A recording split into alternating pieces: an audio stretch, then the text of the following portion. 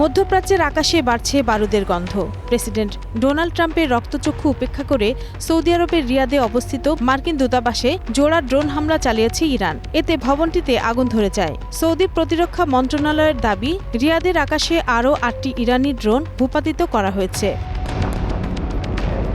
ইসরায়েলে বড় ধরনের হামলার দাবি করেছে সশস্ত্র গোষ্ঠী হিজবুল্লাহ। গোষ্ঠীটি জানায়, মঙ্গলবার ভোরের দিকে উত্তর ইসরায়েলের কৌশলগতভাবে গুরুত্বপূর্ণ রামাত ডেভিড বিমান ঘাঁটিতে ঝাঁকে ঝাঁকে ড্রোন দিয়ে হামলা চালানো হয়েছে।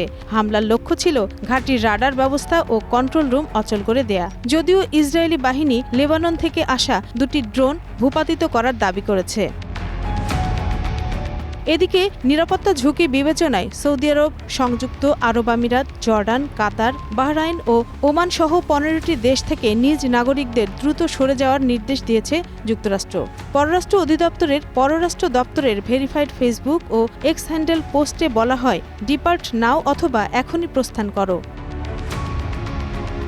সংঘাত দ্রুত ছড়িয়ে পড়ায় অনেক আন্তর্জাতিক এয়ারলাইন্স ইতোমধ্যে নিজেদের ফ্লাইট বাতিল করেছে, যার ফলে এই অঞ্চলে অবস্থানরত বিদেশিদের মাঝে চরম উদ্বেগ দেখা দিয়েছে।